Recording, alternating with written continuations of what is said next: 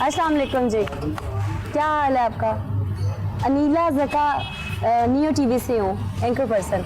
आपने कोई कॉल की थी पिछले दिनों, कोई वारदात वगैरह की, आपके घर कुछ चोर वगैरह आए हो? पुलिस को थोड़ा सा बाहर आ जाएंगे डिस्कस कर। तो अभी महीना हुआ है यहाँ आए हुए। अच्छा, वो वाकया बहुत पहले हुआ है यहाँ पे?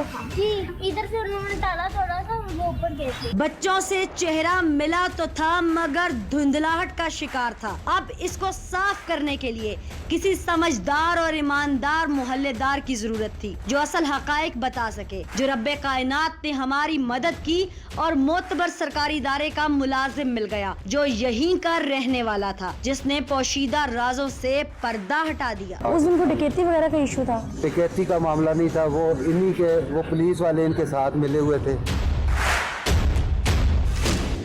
अच्छा, वो पैसे बनाने के लिए इनके पास आए आई सी।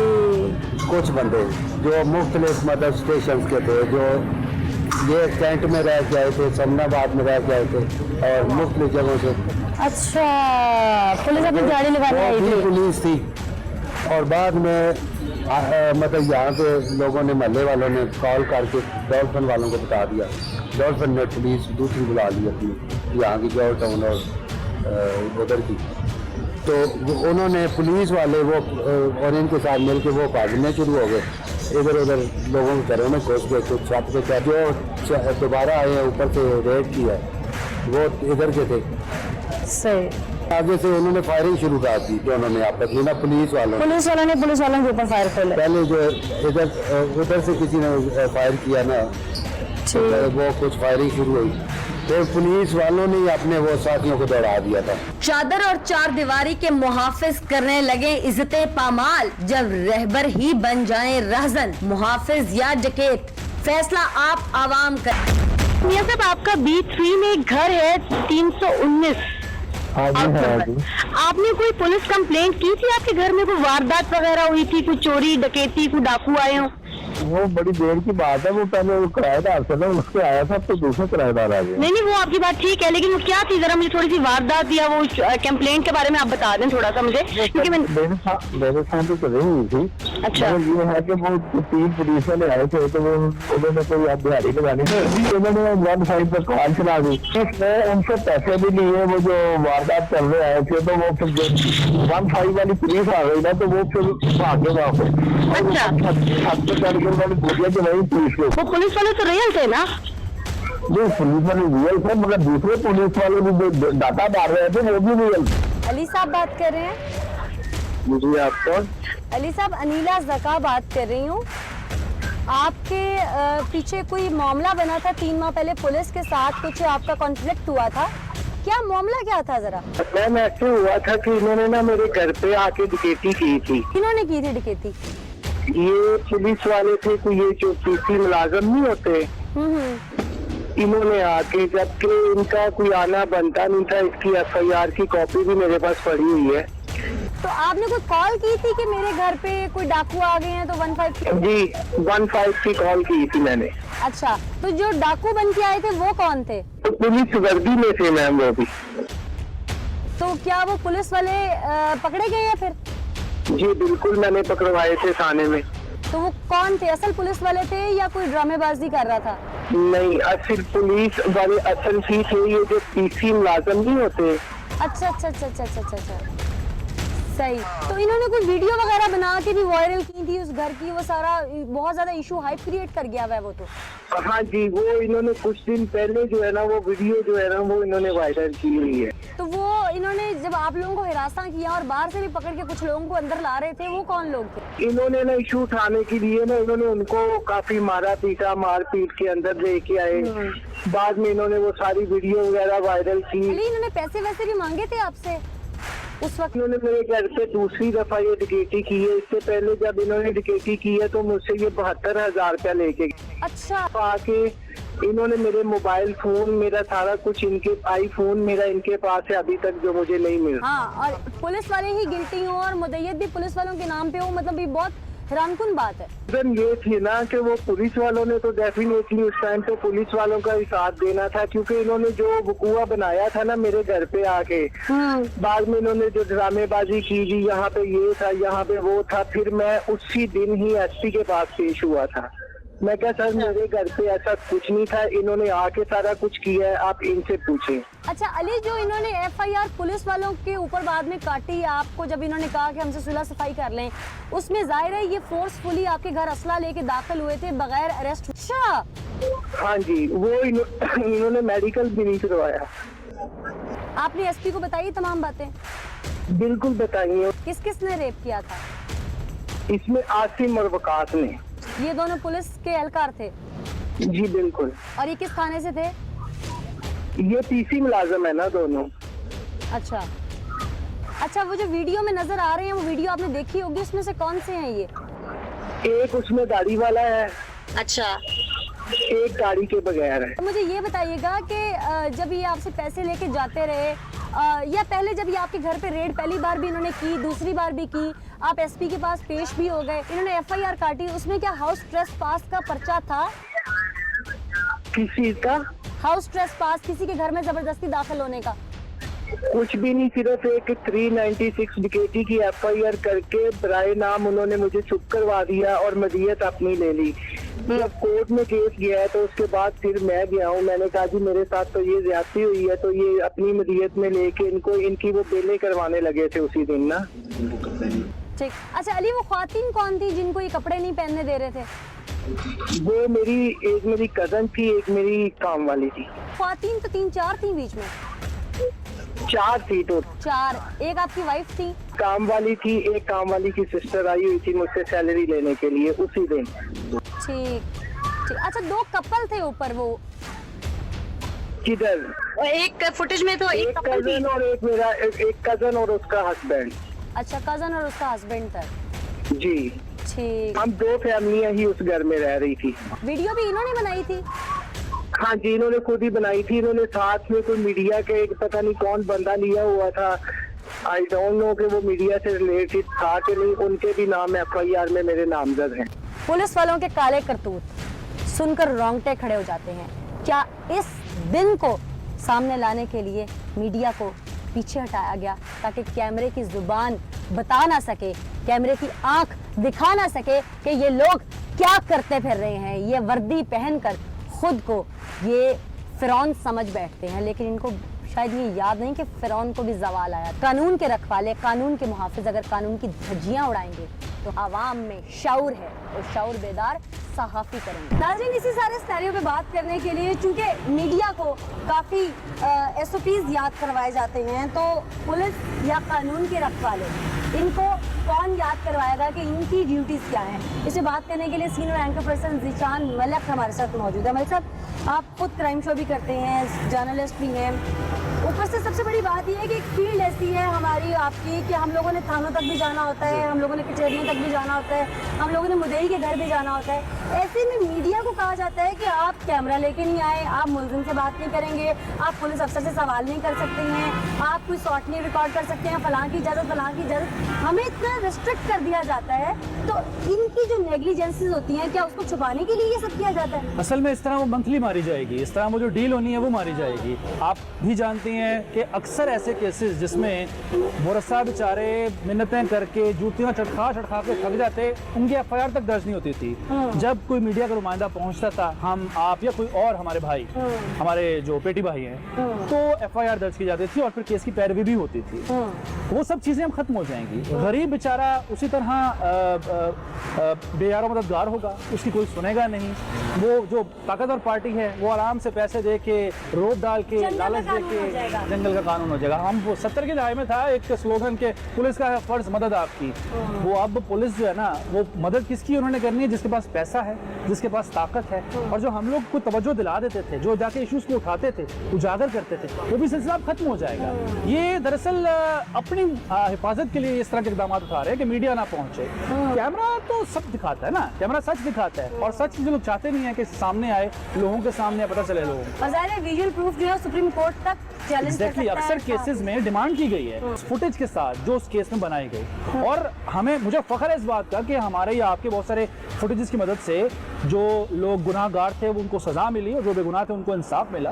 तो हमें तो फख्र है इस बात पे, लेकिन ये सब खत्म हो जाएगा। चीज नोट की है कि जब से मीडिया को कुछ ज्यादा रिस्ट्रिक्ट किया गया है तब से अभी तक जो मैं पिछले 5-6 प्रोग्राम कर चुकी हूँ उसमें पुलिस वालों की अपनी क्रिमिनल एक्टिविटीज बहुत निकली। जैसे कि थाना फिरोजवाला में एक पुलिस वाला बाप उठता है अपनी सगी बेटी को ज्यादती का निशाना बना देता है। उसी थाने की हदूद में दूसरा वाकया होता है कि डॉल्फिन एहलकार और पुलिस एहलकार मिलकर गैंग रेप में एक 14 साल एक बिना तरीश की मासूम बेटी को उठाते हैं और अपने ही थाने में लाकर उसके साथ ज्यादती करते हैं और बाद में पुलिस उसकी पर्दा डाल देती है। अब ये तीसरा वाकया है जौहर टाउन में, जैसे रिपोर्ट हुआ एक वीडियो सामने आती है, पुलिस वाले वहाँ पहुँचते हैं और खातून को बरना करके वीडियो उनकी बना रहे थे, लोगों को बाहर से पकड़ पकड़ के अंदर लाया जा रहा था, उन्हें मारा जा रहा था। क्या पुलिस को ये जेब देता है किसी के घर के अंदर दाखिल होना, कानून को शकन करना?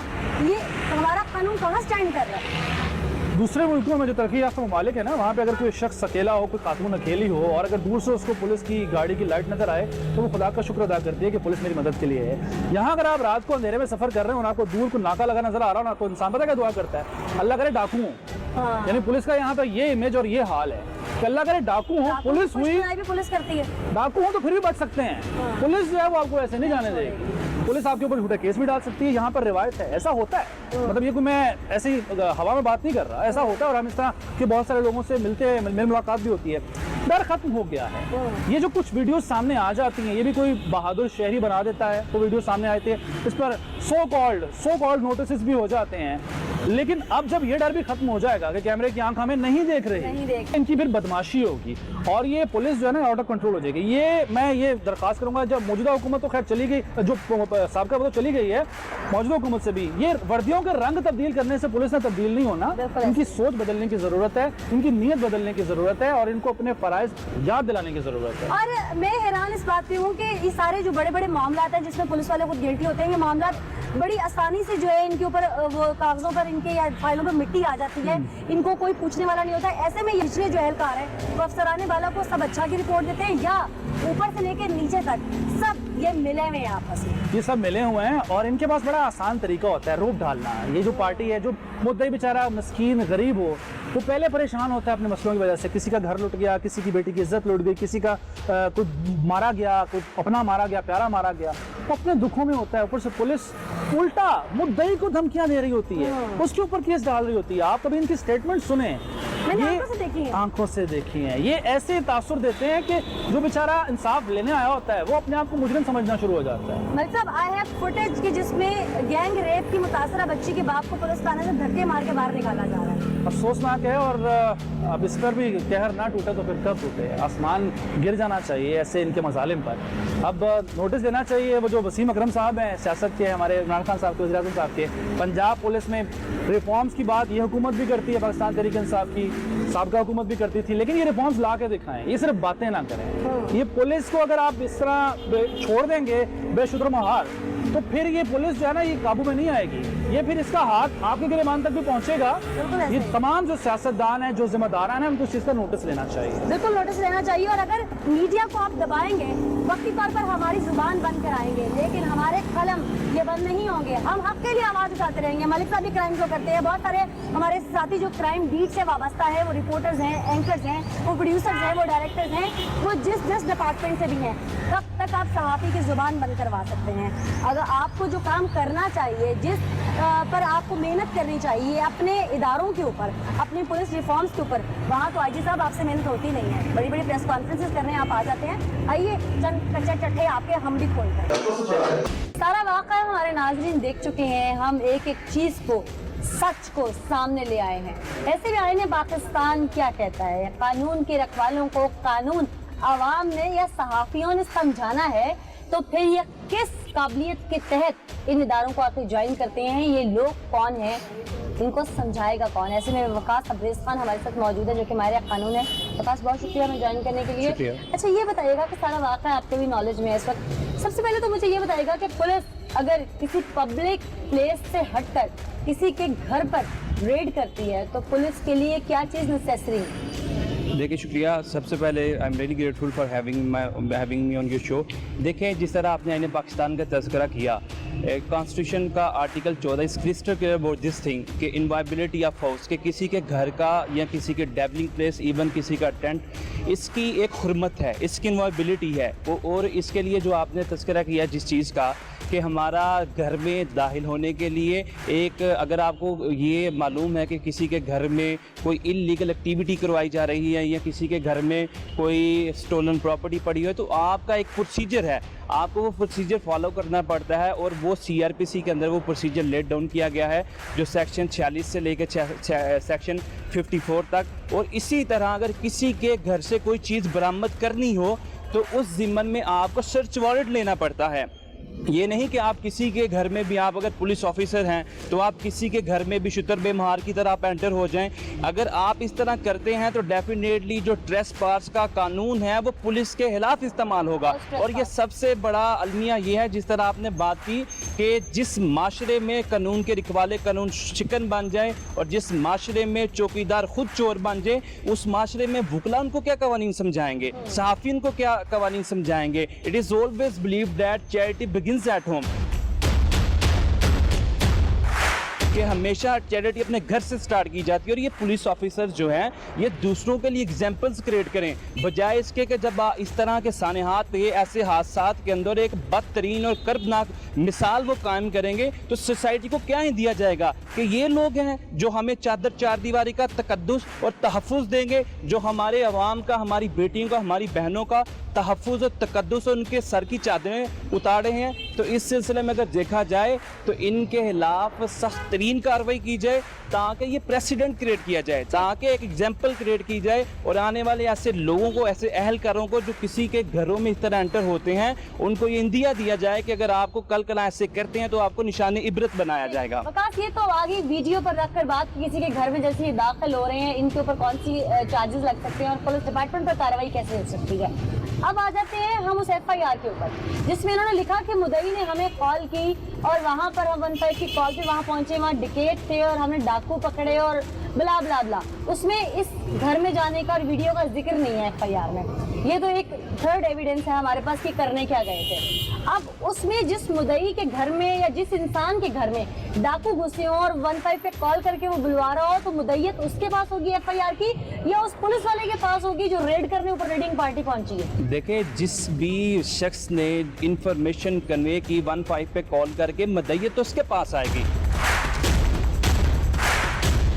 वो शख्स उस केस को परस्यू करेगा और वो शख्स चूँकि वो सारे मामला को जानता है, वो आई विटनेसेस है और उसके साथ जितने भी लोग हैं वो चश्मदीद गवाह हैं वाक़े के। और अगर आप किसी शख्स को कॉल करते हैं, वो पुलिस एहलकार है, वो आपके घर में आता है और केस को अपनी मुद्दईयत में ले लेता है, तो वो उस केस को कैसे परस्यू किया जाएगा।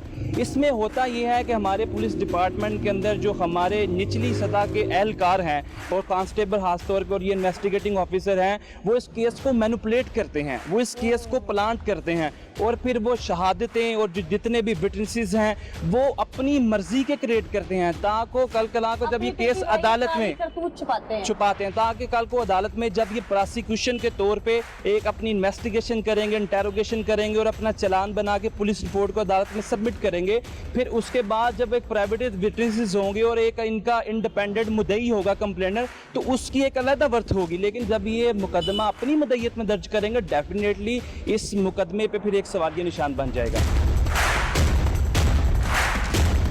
कि ये इसमें इंसाफ नहीं हो रहा। अच्छा, यहाँ पे मुझे ये बताइएगा कि पुलिस जो अभी तक हमने भी इन्वेस्टिगेट किया और मामला सामने राज खुल के सामने आए, वो कुछ इस तरह से थे कि पुलिस के ही एहलकार डाकू बनकर उस घर में जाते हैं और फिर दूसरी रेडिंग पार्टी वहां पर आती है और उस घर में मौजूद जो भी उस घर में हो रहा था, क्योंकि वो पब्लिक प्रॉपर्टी नहीं था, वो घर वो एक पर्सनल प्रॉपर्टी में था, तो सर्च वारंट के बगैर ही उस घर में दाखिल होते हैं, वहाँ पर उनको जदोकोब करते हैं, बाहर से कुछ लोगों को घसीट के लाते हैं, घर के अंदर फेंकते हैं और उन पर भी चार्जेस लगवाते हैं और उसके बाद उस घर में मौजूद खातून का रेप भी करते हैं, जिसका मेडिकल ये बाद में होने नहीं देते और मुद्दई उसके खामद के पास जाने नहीं देते। ऐसे में पुलिस कितना गिल्टी होती है और उस पर कौन कौन से चार्जेस लग सकते हैं, बाज़ माहिर कानून आप क्या समझते हैं? देखिए सबसे पहले दफ़ात कौन-कौन सी इस पे सबसे इम्पोर्टेंट जो दफ़ा इस पे ट्रैक्ट की जाएगी वो 452 है, 452 ऑफ पीपीसी। उसके अंदर ये है कि आप ट्रेस पास करते हैं और किसी के घर जाके आप मुसल्ला हैं, आपके पास हथियार हैं, आप उस जो कोप करते हैं, आप वहाँ पे जाके जबर करते हैं, इक़्तिदाद की एक फ़िज़ा को कायम करते हैं और टेरर की एक फ़िज़ा को वहाँ पे परवान चढ़ाते हैं। इसके अलावा जो आपने रेप की बात की और जनाब बिल जबर की बात की, फायरिंग भी की, और 376 जो रेप हैं वो that is the most heinous and dreadful offence, जो कि हमारे पाकिस्तान पिनल कोड में कत्ल और रेप दो ऐसे ऑफेंसेस हैं कि जो सबसे ज़्यादा ड्रेडफुल ऑफेंसेस हैं, जिसकी सज़ा नॉन बेलेबल है और जिसकी सज़ाए मौत है, और कम अज़ कम जो इस जो 376 में सज़ा दी जा सकती है वो इम्प्रिजमेंट फॉर लाइफ है। रिग्रेस जी बिल्कुल इसी तरह।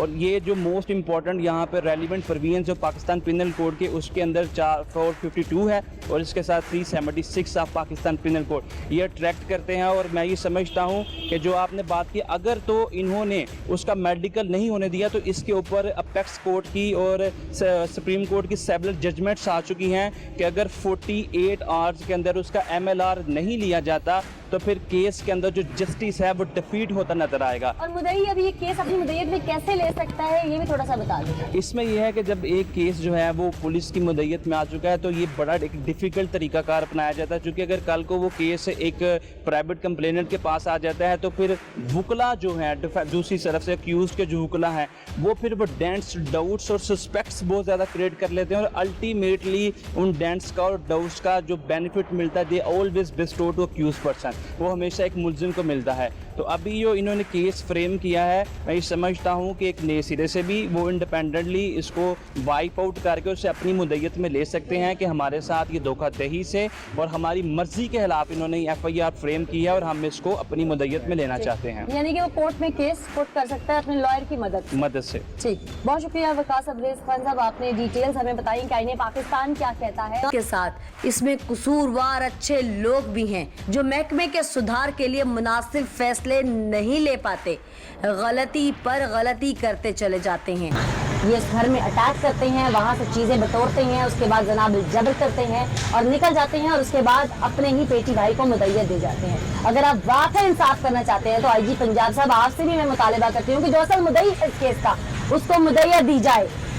अगर इंसाफ नहीं करना चाहते आप इसी तरह पुलिस की वर्दी में छुपे फिरौनों को पुष्ट पनाही इसी तरह उनकी करना चाहते हैं तो फिर कभी दूध का दूध और पानी का पानी नहीं होगा, कभी इंसाफ नहीं होगा। और हम तब तक चुप नहीं बैठेंगे जब तक आपके कानों पर चढ़े हुए ये पर्दे और आंखों के आगे से शीशे की दीवारें खत्म नहीं हो जाती। हम तब तक झिझोड़ कर आपको होश दिलवाते रहेंगे। बहुत सारी चीजें हैं, बहुत सारे तरीकाकार हैं जिनसे आप तक सच्चाई पहुंचाते रहेंगे और हम बाज नहीं आएंगे जब तक आखिरी काली भेड़ भी इस महकमे से नहीं निकल जाती। खुदारा अब तो पुलिस डिपार्टमेंट को होश के नाखून ले लेने चाहिए। आज के एपिसोड से मुझे अनिला ज़का को इजाजत दीजिए, अगले एपिसोड में दोबारा हाजिर होंगे, तब तक के लिए अल्लाह ने के बाद।